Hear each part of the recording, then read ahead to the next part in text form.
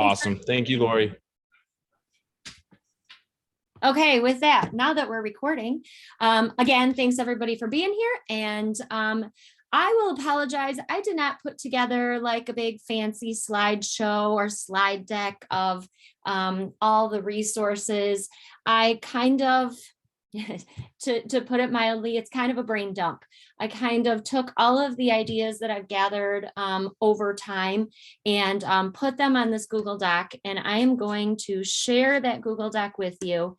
And I will apologize if I fumble a little bit with Zoom. We are one of the few districts that does not use Zoom. So hosting Zoom and working in Zoom is not my native system. So I did just put the document into the chat. You are welcome to make copies of this. You are welcome to beg, borrow, and steal anything that is on here as we go through this. And I'd love to hear of ideas that you might want to add in terms of this particular standard.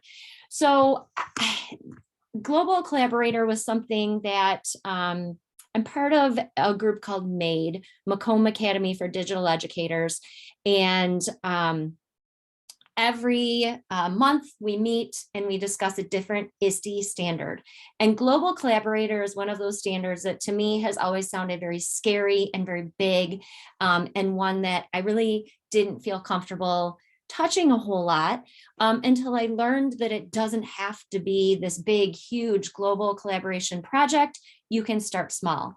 I wanted to start just by giving a little bit of an overview. If you're not already familiar with this, you're probably attending this because you are well versed in the ISTE standards and the MyText, which are essentially one and the same.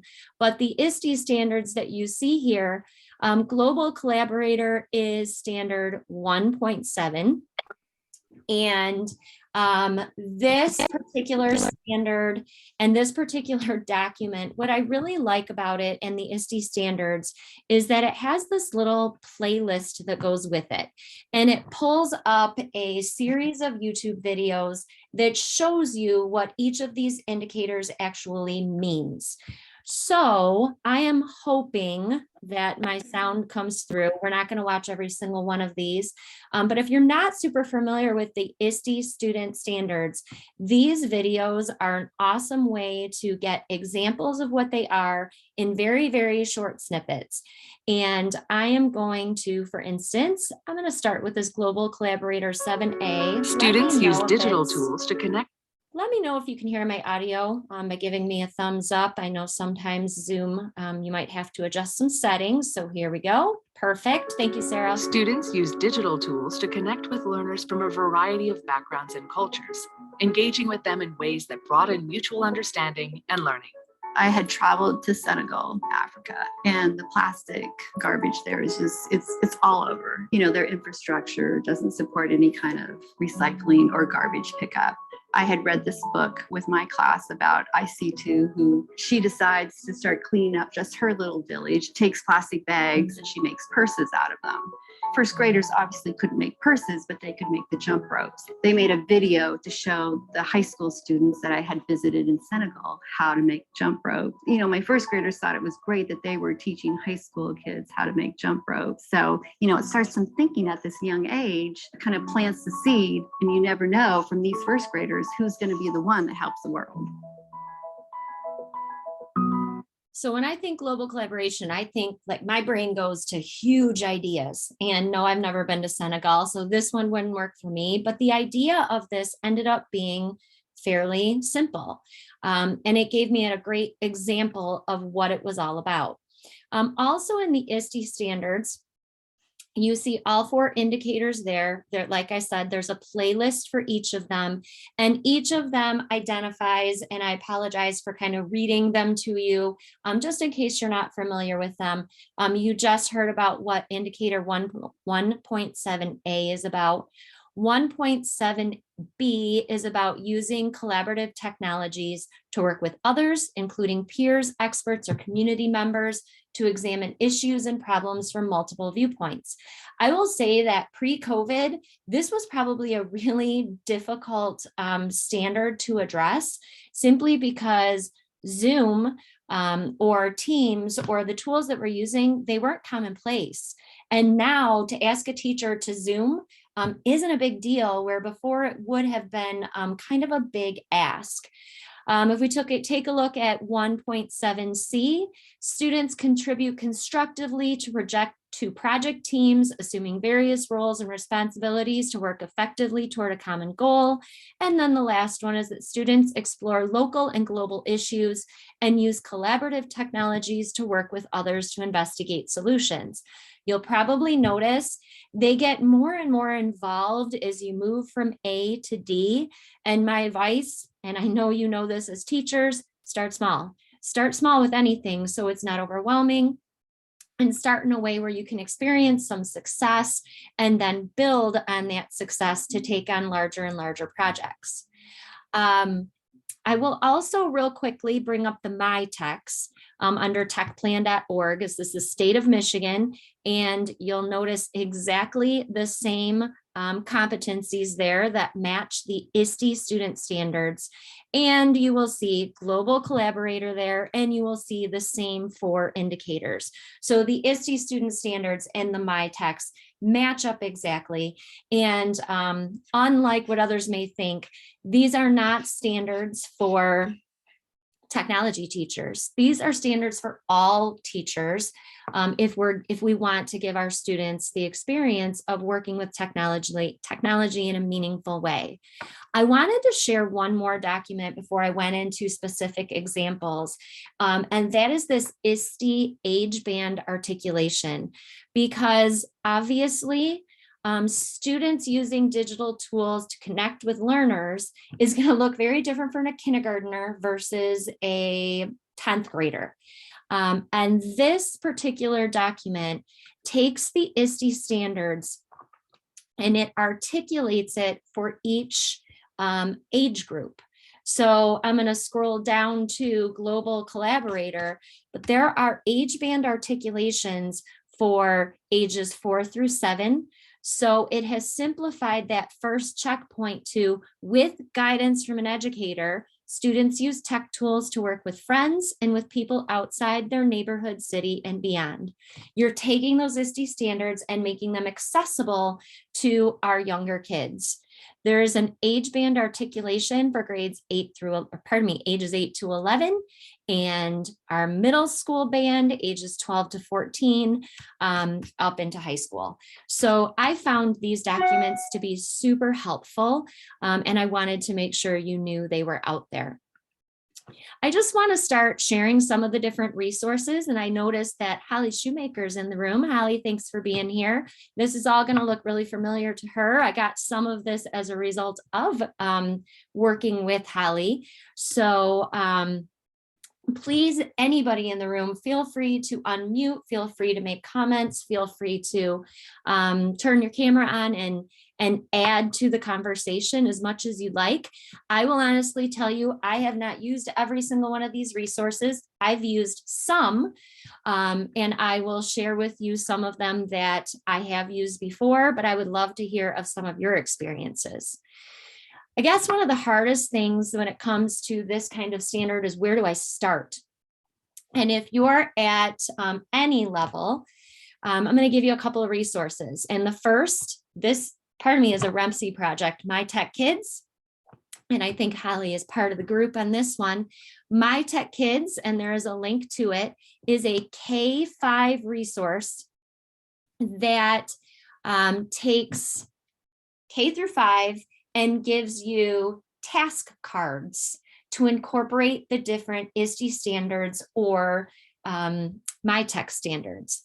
I'm going to point you to this right here, and this is going to hopefully be helpful to you beyond this global collaboration standard. In fact, I know it will be if you're unfamiliar with this resource.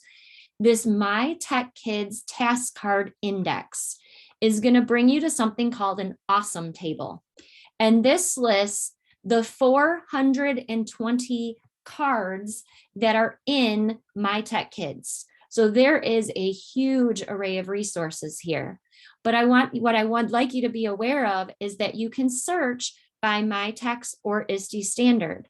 So if you want to look for something at a particular grade level that addresses the Global Collaborator Standard, all I need to do is set that filter, and there are 51 different cards here, all organized by grade level, that tell you different ways that you might bring this Global Collaborator Standard into your classroom. And these are all very, some of them are pretty simple ideas. Some are more involved, but it depends on where you're at and what you're doing and what might fit with what you're doing.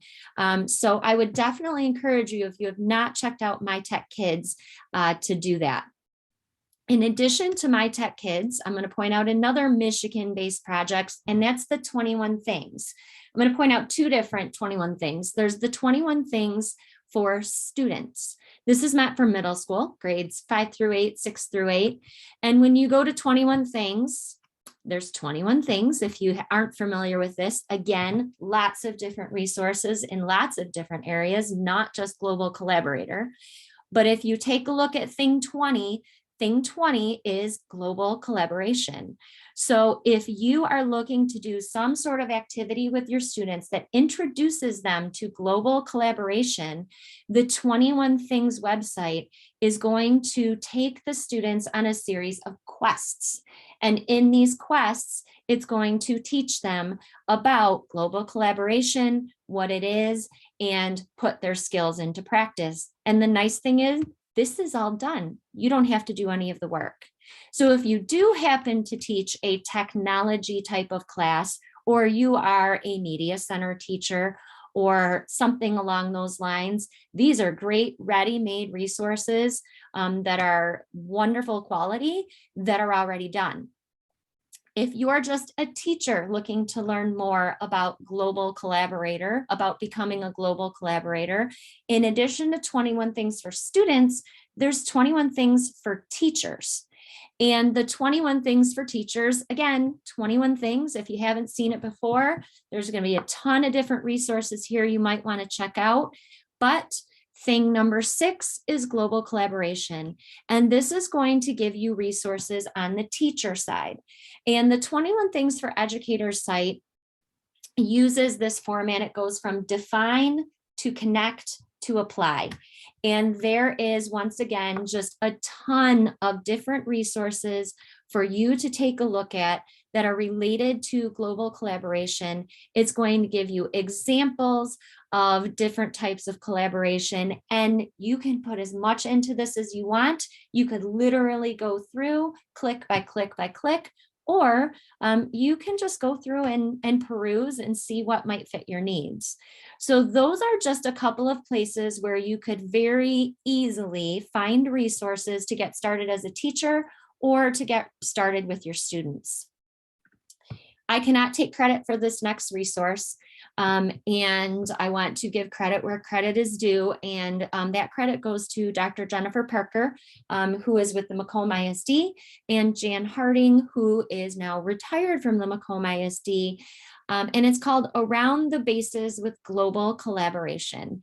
And what I loved so much about this document was the fact that I found the idea of global collaboration to be very overwhelming.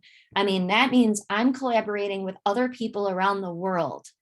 Well, it doesn't have to mean that. It means collaborating with someone outside the walls of your classroom. And we know when we give our kids an authentic audience, things change.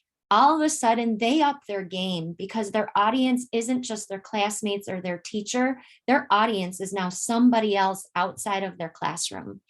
And the way this document is set up, it's set up as a single, a double, a triple, or a home run. And single is things that are very easy to do. You don't need a lot of time. It's maybe a one-time connection. It's things that if you're a beginner, it's a good place to start.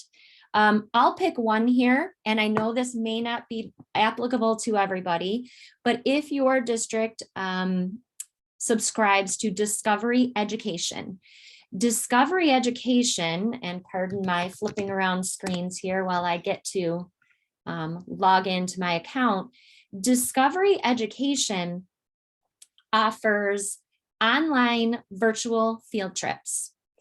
And they record all of them and make them available. It's always better if you're doing it live, and they're all free, and you sign up ahead of time, and you participate in the field trip. If you can't, you could always tune in after. So these virtual field trips are here and offer all kinds of interesting, and let me move some things around here, all kinds of interesting topics that are all over the place. So this particular one that was recorded focuses on the life of refugees. And I know that, you know, it's a very timely topic, number one. And in my 7th grade English classes, they read the novel Refugee. And this would be something that would have been a really great fit. With the secondary level, there is that challenge of I have 5 classes in a day, and I can't necessarily make that connection with all 5. And that's where the recording does come in handy. But you'll notice here in Discovery Education, explore upcoming virtual field trips. And once you get on the list, you're going to get an email every single time they have a virtual field trip coming up. So this happens to be a fairly timely topic right now, vaping. So this may be something that a health teacher chooses to tune into with her students. This one has to do with, this one was new, has to do with science fairs and DIY projects. So I would encourage you to take a look at the different live virtual field trips that are there. And again, even if you can't get in with them live, take a look at the recordings are there and see what might fit what you're doing in your classroom. I'm going to go back to the Around the Bases document, and I'm going to go to the bottom here, that's Skype a Scientist. And this is one that I have done personally. And Skype a Scientist doesn't have to be Skype. Skype a Scientist can be any product that you use to, whether it's Zoom, we use GoToMeeting, WebEx, whatever the case may be. When I saw Skype a Scientist, I thought, I don't teach science, so this doesn't apply to me. And I didn't even think about doing it. And then I looked a little bit more, and this is not, scientist goes a little farther than you realize. So if I want to, I'm going to pretend that I want to sign up just to show you the sheer amount of choices here.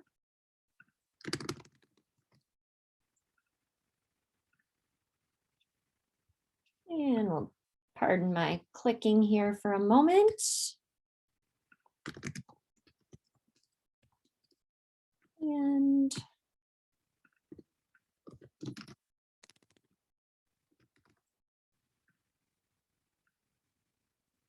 And you have to go through this to go and see the choices. Time zone. This is super important. When I did this the first time, we were off by an hour, which made it kind of difficult. I'm just going to throw this in here, throw in some times. So this is the list of the types of scientists that you might want to meet with. So if any elementary science teacher that's teaching any content, and you only need to meet with that person once, you have all these choices here of different types of scientists. Notice there's also engineers here. So if you are working in a high school CTE course, there is computer scientists here, and we ended up connecting with a graduate. I had my coding kids connect with a graduate student. There's veterinarians here. Your health occupations classes can connect with doctors. There's mathematicians in here. There's psychologists in here. There's pharmacists in here. So I just wanted to make sure that you're aware that for Skype the Scientist, the breadth of the scientists is pretty wide.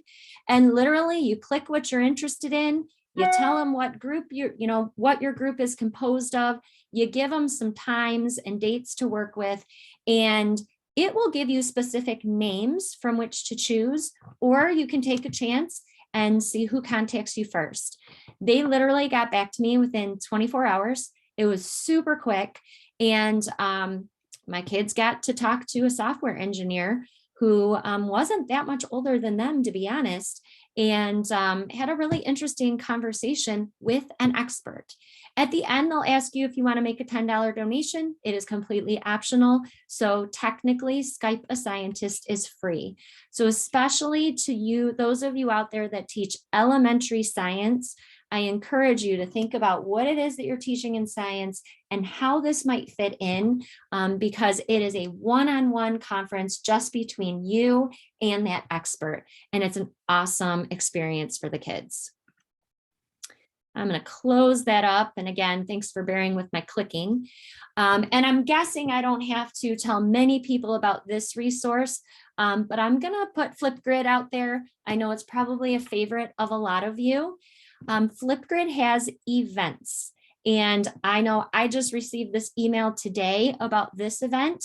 It's literally called Learn the Power of Collaboration, and you can have your young students, this is for the littler ones, they're actually going to be able to collaborate with Mo Willems and focus on, and I'm going to bring on my email because this is where I saw it originally.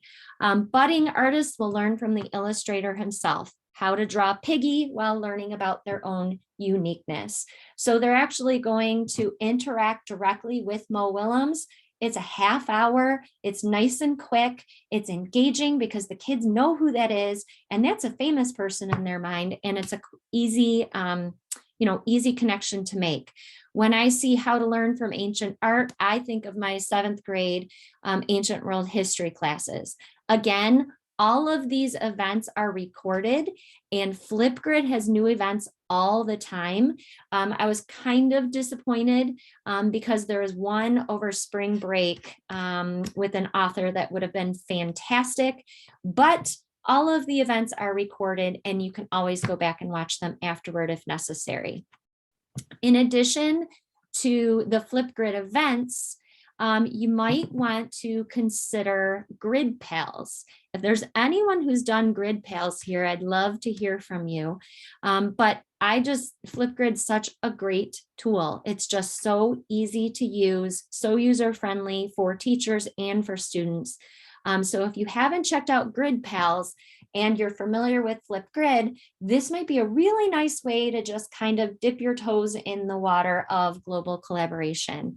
And all of these links are located on that document. I'm not going to go through and read every single one of these to you because I know you are more than capable of going through and flipping or of going through and checking them out, but it can start as simple as the Peace Crane project. The students fold a peace crane or a dove, and then they fill the wings with words and pictures of peace, and they end up trading that with another student around the world. Doesn't take a lot of time, doesn't take a lot of effort, but could be a really impactful and powerful global collaboration opportunity.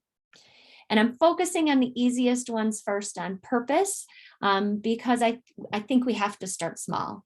Some of you I know have probably done Read Around the Planet before. I look forward to Read Around the Planet returning. It was postponed due to the pandemic, which makes sense since we didn't have our kids sitting in our classrooms with us. I'm hoping to see that one return. CILC is the Center for Interactive Learning and Collaboration. Some of these are not free, but you do want to log into this account, or pardon me, log into this site. And you know what, even without logging in, let's see if it's going to let me You can search for one-to-one collaboration between classes. You can find scheduled events, or you can be matched up on a particular project. And the possibilities here really are limitless. Not necessarily all of them are free, but this could be a great way to kind of do some brainstorming, even for some ideas in terms of collaboration. And I'll also throw this one out there. There's a middle school level and an elementary level. It's across the world once a week. And they ask a question every week. And then, and the guides are here for you. They ask a question every week, and every week you include that hashtag, and then you are engaging with other classrooms around the world around that one centralized question. Again, simple, easy, not going to take a bunch of time and a bunch of prep, but a way for kids to see that what they're saying is being seen by others and that they have a voice outside of their classroom walls. I'm going to go back to this document, and I think I pointed out everything here that I wanted to make sure that I highlighted. Skype a Scientist also has a YouTube channel of a bunch of their events and recordings. They do at least a weekly event. At Skype a Scientist, we match. And I must be on the listserv for this one too. So I get the notifications of the different events that are happening. But you can find all kinds of different recorded events here.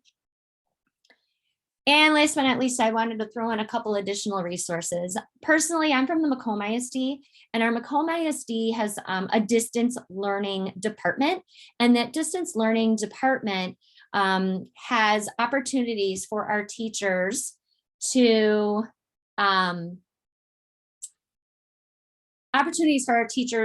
meet with authors through the Ask Project, to work with, I'm trying to think of the organization. It's the Science Museum in Toledo. I can't remember the name of it off the top of my head. But those are all kind of pre-set up for us, and they're free to us. So you might want to check if your Macomb ISD does this. I do want to say Sarah Wood, if you haven't seen her comment in the chat, she needed to take off, but she loves using a resource called The Secret Door. And I will make sure I copy that and add it to this document, because it never hurts to add more resources. In case you weren't aware, NASA does virtual field trips. There's a link to that. There is a link to the Nat Geo Explorer Classroom, which has some amazing resources there. College and career readiness has become a really big topic of conversations. This NEPRIS resource connects educators to industry professionals. So it focuses a lot on career connections.